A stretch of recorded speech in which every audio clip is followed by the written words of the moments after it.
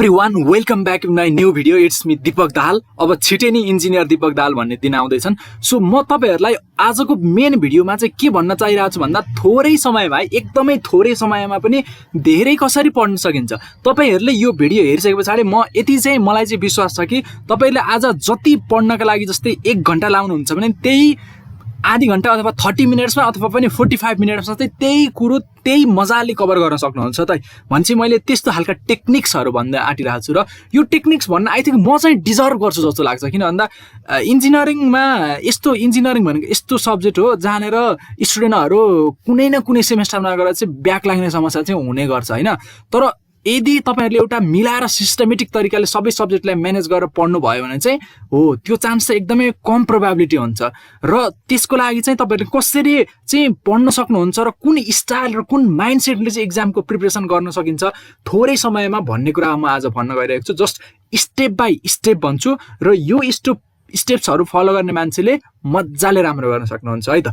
So अब कुरा के हो भन्ने गर्दाखेरि सपोज अहिले मैले यहाँ एउटा ट्रान्सपोर्टेसन इन्जिनियरिङको लिएको छु है, यो एक्जाम्पलको लागि लिएको किनभने अहिले मेरो 8 सेमेस्टरको एक्जाम भइसक्यो र मसँग यही सिलेबस थियो। यो सिलेबसको लागि मैले एउटा तपाईहरुलाई एक्जाम्पल दिएको कसरी चाहिँ पढ्ने भनेर है त। फर एक्जाम्पल सपोज म ट्रान्सपोर्टेसन यो जुनसुकै सब्जेक्टमा पनि लाग्छ है कुरा यही हो।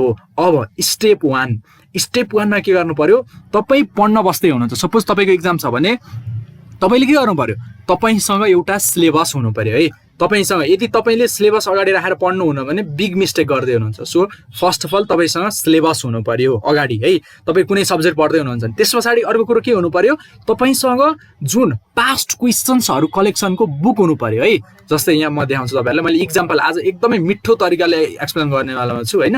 अब हेर्नुस् फर एक्जाम्पल ल यो क्वेशन्सहरु यस्तो क्वेशन्स कलेक्सनहरु पास्टको क्वेशन कलेक्सन भएको बुकहरु हुनु पर्यो है त तपाईहरुसँग है, हुनु पर्यो। अब दुईटा कुरो त छ।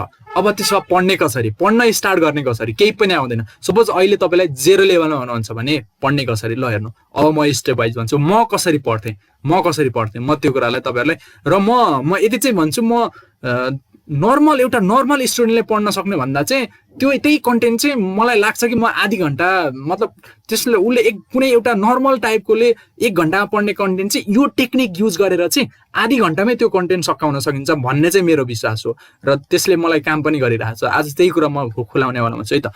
फर्स्ट अफ अल सिलेबस छ र तपाईले चाहिँ त्यसको क्वेशन ब्याङ्क पनि राख्नुभयो। अब के गर्ने, suppose for example traffic engineering है, यहाँ हेर्नु ट्राफिक इन्जिनियरिङ भन्ने टपिकमा तपाई पढ्न आट्नुभयो है।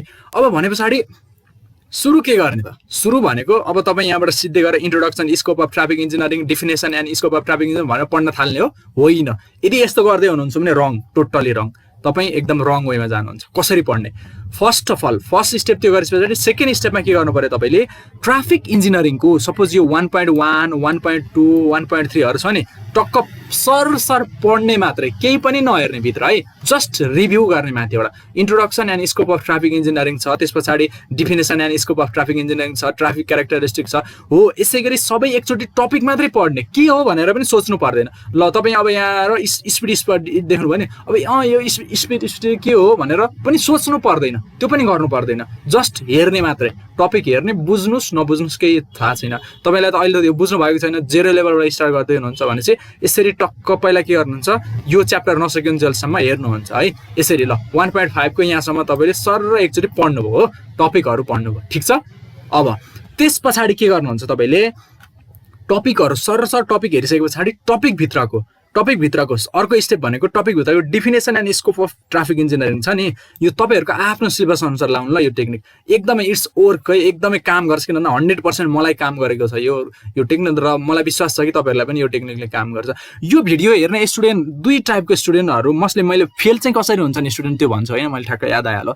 जस्तै स्टुडेन्ट फेल हुने कारण भनेको चाहिँ एउटा भनेको एकदमै धेरै मिहिनेत गरेर पनि फेल हुन्छ नि स्टुडेन्ट, अर्को भनेको मिहिनेतै नगरी पनि फेल हुन्छन् हैन हो। यदि मिहिनेत नगरी फेल हुन्छन् भने पनि त्यस्तालाई अब कसरी मिहिनेत गरेर थोरै समयमा मिहिनेत गरेर राम्रो गर्न सकिन्छ भन्ने कुरा काम लाग्यो।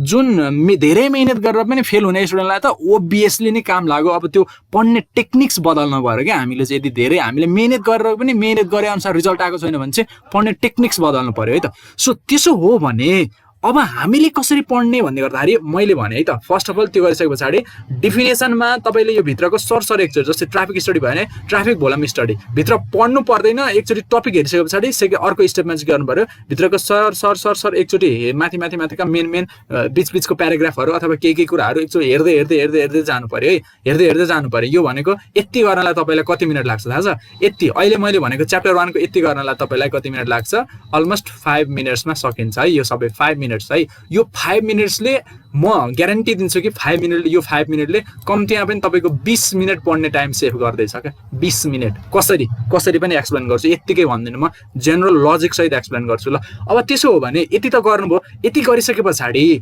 अब तपाईँको माइन्डले के बुझ्न थाल्यो थाहा छ मैले च्याप्टर 1 पढ्नको लागि चाहिँ यो कुराहरू चाहिँ पढ्नु पर्ने रहेछ है भनेर तपाईँको माइन्डमा आयो हो माइन्डमा यो कुराहरू पढ्नु पर्ने रहेछ अब तपाईँ पढ्न सुरु गर्ने हो त होइन एब्सोल्युटली रङ त्यसो भने के गर्ने त अब भने यहाँ जाने यसरी जाने अब क्वेसन हेर्ने क्वेसन ब्याङ्क पनि सँगै छ क्वेसन ब्याङ्क हेर्ने है मैले थोरै समयमा कसरी पढ्न सकिन्छ भन्ने टेक्निक दिन आँटेको छु है भनेपछि अब जस्तै यहाँ हेर्नु डिफाइन ट्राफिक इन्जिनियरिङ भनेर सोध्दैन define traffic engineering describe road user and vehicular characteristics भनेर सोध्यो भनेपछि अब यो क्वेसन सोध्यो भनेपछि यो क्वेसन अब यहाँ सिलेबसमा जाने यो कुनमा पर्यो त हेर्नुहोस् त डिफाइन ट्राफिक इन्जिनियरिङ थियो नि भनेको यहाँ introduction and scope of traffic इन्जिनियरिङमा पर्यो यहाँनिर पर्यो हो यहाँ पर्यो भने तपाईँले के गर्ने एउटा यस्तो लाइन तान्ने है यस्तो लाइन तान्ने एउटा तान्ने अब त्यस पछाडि फेरि तपाईँले के गर्नुहुन्छ यो च्याप्टर 1 बाट सोधेका क्वेसन्सहरू त्यसै गरी च्याप्टर 1 बाट सोधेका क्वेसन्सहरू के गर्नुहुन्छ ट्राफिक इन्जिनियरिङमा सोधेका क्वेसन्सहरू पास्ट क्वेसन भनेको यो पास्ट क्वेसनमा यसरी हेर्दै जानुहुन्छ है हेर्दै गइसके पछाडि के गर्नुहुन्छ अनि यसै गरी के गर्नुहुन्छ यस्तो तेर्सोमा लाइन तान्नुहुन्छ यसै गरी तान्नु किन भन्दा अरू स्टाइल नदेखाउनु किन भन्दा यसरी गर्यो भने त्यति सिलेबस 4 पनि हुँदैन हेर्नु त्यति धेरै पनि देखिँदैन हैन तपाईलाई पढ्न पनि ठिकठाकै देखिन्छ भन्छ ल ट्राफिक क्यारेक्टरिस्टिक 3 चोटी सोधेको रहेछ भन्ने थाहा भयो ट्राफिक भोल्युम स्टडी 2 चोटी सोधेको रहेछ भन्ने थाहा भयो एक्सिडेन्ट स्टडी 3 चोटी सोधेको रहेछ भन्ने थाहा भयो यो ट्राफिक आइसल्यान्ड 2 चोटी सोधेको रहेछ भन्ने थाहा यसै गरी कुन क्वेसन चाहिँ कति चोटी सोधिरहेछ त भन्ने कुरा यहाँबाट थाहा हुन्छ हो यति थाहा भइसक्यो त्यसो हो भने अब यसको फाइदा के छ भने हेर्नुस् अब यति गरिसके पछाडि तपाईले यति गर्नको लागि तपाईलाई कति मिनेट लाग्छ यो रिभ्यु गर्न 5 मिनेट लाग्यो त्यसपछि तपाईले अब यो यति गर्नको लागि अलमोस्ट 10 मिनेट जति लाग्छ है 10 मिनेट जति लाग्छ है किन भन्दा क्वेसन ब्याङ्कका पास्ट क्वेसनहरु सबै हेरेर चाहिँ यहाँ छुडाउनु पर्ने हुन्छ 10 देखि 15 मिनेट लाग्छ है त अब यसले तपाईको 1 आवर जति बचाउँछ के 1 आवर जति बचाउँछ तपाईले जनरल जस्तै यो च्याप्टर पढ्न जति लाग्छ नि त्यो भन्दा तपाईले यति 15 मिनेटले चाहिँ तपाईले गर्न सक्नुहुन्छ अलमोस्ट तपाईले 1 देखि 2 घण्टा 15 मिनेटको कामले 1 देखि 2 घण्टाको आवर चाहिँ बचाउन सक्नुहुन्छ यसको मतलब तपाई 20 घण्टा पढ्नुस् मतलब भएन तर इफेक्टिभनेसले चाहिँ कति प्रोडक्टिभिटी ल्याउँछ भन्ने कुरा ल यति त बुझ्नुभयो अब यसले चाहिँ के गर्छ त यत्रो गरेर के हो भन्ने लागिरा होला हैन तपाईलाई अब यसको मेन कोर एक्सप्लेनेसन पार्ट आउँदैछ ल यति गरिसके पछाडी अब तपाई के गर्नुहुन्छ नेक्स्ट स्टेपमा ट्राफिक इन्जिनियरिङ पढ्न सुरु गर्नुहुन्छ हो अब तपाई सिलेबस अनुसार पढ्न सुरु गर्नुहुन्छ जस्तै अब तपाईको introduction and scope of traffic engineering पढ्ने बित्तिकै यो देख्ने बित्तिकै तपाईलाई के माइन्डमा के हिट हुन्छ भन्दा अलरेडी तपाईले यो त 2 चोटी हेरिसक्नु भएको छ 3 चोटी अझै 3 चोटी हेरिसक्नु भएको छ यो किन भन्दा एकचोटी सरसर्ती हेर्दै गर्दाखेरि एकचोटी हेर्नुभयो अर्कोचोटी के गर्नुभयो एकचोटी भित्रको पार्टहरु पनि सरसर्ती हेर्दै गर्दाखेरि एकचोटी हेर्नुभयो अर्कोचोटी कतिखेर हेर्नुभयो यो क्वेशनहरु पास्ट क्वेशन हेर्दै गर्दाखेरि पनि हेर्नुभयो भने त तपाईले यो च्याप्टर सुरु गर्नुभन्दा अगाडि नि यो टपिकको विषयमा तपाईको सबकन्शियस माइन्डमा 3 चोटी हिट गरिसकेको छ हो 3 चोटी हिट गरिसकेको छ भनेपछि तपाईलाई अब यो च्याप्टर पढ्न र बुझ्नको लागि सजिलो हुनेछ पहिलाको भन्दा ट्रस्ट मी सजिलो हुनेछ किन भन्दा तपाईले यति हेरिसक्नु भएको छ अनि अर्को कुरा भनेको introduction and scope of traffic engineering पढ्दै गर्दाखेरि यो त 2 चोटी सोधिसकेको छ है बोर्ड एक्जाममा भनेर तपाईलाई पढ्दै गर्दाखेरि त्यो माइन्डमा कुरा हिट हुन्छ क्या पढ्दै गर्दाखेरि यो यसरी लाउनुको फाइदा भनेको जस्तै ट्राफिक क्यारेक्टरिस्टिक्स भनेर म पढ्दै छु भने यो क्वेशन त बोर्डमा 3 चोटी सोधिसकेको छ है भनेर हाम्रो सबकन्शियस माइन्डमा चाहिँ त्यो कुरा हिट हुन्छ त्यो भइसकेपछि के हुन्छ भन्दा तपाईले अलरेडी जुन ट्राफिक क्यारेक्टरिस्टिक पढ्दै गर्दाखेरि यदि पहिला पढ्दै गर्दाखेरि जुन लेभलको सिरियसनेस देखाउनुहुन्थ्यो त्यो भन्दा तपाईको सिरियसनेस लेभल बढ्छ त्यो भइसकेपछि तपाईले थोरै समयमा पनि पढेर त्यो कुरा छिटो तरिकाले याद गर्न सक्नुहुन्छ है त्यो फाइदा भयो अर्को कुरो भनेको यसै गरी पढ्नुभयो यसले एउटा पढ्ने फ्लो पनि बनाउँछ है। अब यो भइसके पछाडि तपाईँले के गर्नुहुन्छ, भोलि पर्सि रिभिजन गर्नु पर्यो भने पनि मोस्ट इम्पोर्टेन्ट च्याप्टरहरू यो रहेछन् भनेर थाहा हुन्छ। यदि सपोज अब मैले यो सबै सिलेबस चाहिँ अब यो सकभर अब मेन अब एकदमै तपाईँसँग थोरै कम समय छ, एकदमै पढ्नलाई थोरै 1 दिन 2 दिन मात्रै छ, सबै सिलेबसको सबै कुरा कभर गर्न सक्दिनँ भन्ने लाग्छ भने चाहिँ तपाईँले के गर्नु पर्यो, जुन धेरै टिक लागेको सब्जेक्टहरू टपिकहरू छ नि हो त्यो टपिकहरूलाई फर्स्ट प्रायोरिटी दिनु पर्यो है, त्यो टपिकहरूलाई फर्स्ट प्रायोरिटी दिनु पर्यो त्यसरी। अनि त्यस पछाडि बाँकी टपिकहरूलाई पनि छोड्नु भएन है त। एउटा त्यो बाँकी टपिकहरू पनि नचोडिसके पछाडि चाहिँ के हुन्छ, तपाईँलाई कन्फिडेन्स लेभल बढ्छ है। कन्फिडेन्स लेभल बढाउने हो क्या त्यसको लागि चाहिँ। अब मोस्टली सोध्ने भनेको त यी बढी रिपिट भएकै क्वेसन्सहरू हुन् हेर्नु होइन, नत्र अरू बाँकी क्वेसन्सहरू कहिलेकाहीँ सोधिरहेको हुन्छन्। त्यो हुँदै गर्दाखेरि बाँकी क्वेसन नछोड्नेको कारणले गर्दाखेरि चाहिँ त्यो तपाईँको एउटा भित्र ढुकढुक बढी भइरहेको हुन्छ नि हो, त्यसलाई चाहिँ कन्ट्रोल गर्ने काम गर्छ क्या। त्यो भएर यसरी तपाईँले गइसके पछाडि के फाइदा भन्दा तपाईँ पहिले नै कुनै पनि च्याप्टर पढ्नुभन्दा अगाडि नै तपाईँ त्यो च्याप्टरसँग फ्यामिलियर हुनुभयो। अर्को कुरा भनेको के भयो, तपाईँलाई पढ्नको लागि जुन लेभलको सिरियसनेस हुन्थ्यो, कन्सियसनेस हुन्थ्यो, त्यो कन्सियसनेस पनि बढ्ने भयो। अर्को भनेको तपाईँले थोरै समयमा पनि पढ्न पाउनुभयो। अर्को भनेको सर्ट टाइम हुँदै गर्दाखेरि चाहिँ कुन टपिकलाई बढी फोकस गरेर पढ्ने भन्ने पनि थाहा पाउनुभयो हो।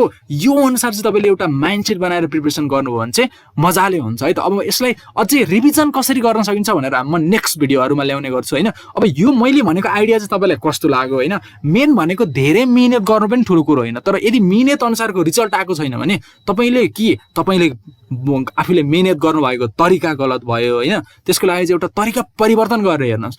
र मलाई चाहिँ यो टेक्निकले काम गरिरहेछ, त्यो भएर म सिलेबस त कुनै नै छोड्दिनँ होइन, सबै नै पढ्छु। तर फर्स्ट अफ अल मेरो सबकन्सियस माइन्डले पनि मलाई थोरै समयमा पनि धेरै कुराहरू पढ्नको लागि चाहिँ यो टेक्निकले एकदमै धेरै हेल्प गर्छ। र यसरी पढ्नु भयो भने चाहिँ आई होप तपाईँलाई धेरै नै सजिलो हुन्छ जस्तो लाग्छ। र तपाईँलाई कस्तो लाग्यो यो कुराहरू, यदि राम्रो लाग्यो भने चाहिँ तपाईँले भिडियो लाइक पनि गर्न सक्नुहुन्छ अनि सेयर पनि गर्नुहोला। र म इन्स्टाग्राम आइडीमा चाहिँ म भर्खरै अब मेरो इन्स्टाग्राम आइडी चाहिँ मैले खोलेको छु। त्यो भएर यदि तपाईँलाई पर्सनल्ली केही क्वेसन्सहरू, केही प्रब्लम्सहरू अथवा केही पास्ट क्वेसन्सहरू रिलेटेड अथवा एजुकेसन रिलेटेड केही कुराहरू सोध्नु पर्यो भने चाहिँ मलाई तपाईँले फेसबुकमा मेसेज गर्नुभन्दा चाहिँ इन्स्टाग्राममा मेसेज गर्नुभयो भने चाहिँ सजिलो हुन्छ मलाई रिप्लाई गर्ने। किन भन्दा एकदमै धेरै फेसबुकमा धेरै नै टेक्स्टहरू आइरहेको हुन्छ, त्यो भएर सबै टेक्स्टहरू हेर्नलाई समस्या हुन्छ। तर इन्स्टाग्रामको फाइदा के छ भन्दा टेक्स्टहरू हेर्न पनि सजिलो छ, अलिकति कम्पेरिटिभली राम्रो तरिकाले म्यानेज गरिदिएको छ। त्यो भएर म अलिकति इन्स्टाग्रामको टेक्स्टहरूलाई चाहिँ मोस्टली प्रायोरिटी दिने गर्छु। र त्यो भएर मलाई केही कुराहरू तपाईँले मेसेज गर्नु पर्यो, केही प्रब्लम्सहरू आयो होइन, पढाइ रिलेटेड अब कसरी गर्ने के कुराहरू आयो भने चाहिँ अब मेरो भर्खरै मैले इन्स्टाग्राम आइडी खोलेको छु, त्यो भएर हामी इन्स्टाग्राममा चाहिँ कनेक्ट हुन सक्छौँ है त। ल राम्रोसँग पढ्नु, मेहनत गर्नु मात्रै ठुलो कुरो होइन, सही तरिकाले मेहनत गर्नु ठुलो कुरो हो है त। ल बेस्ट विशेष तपाईँहरूलाई।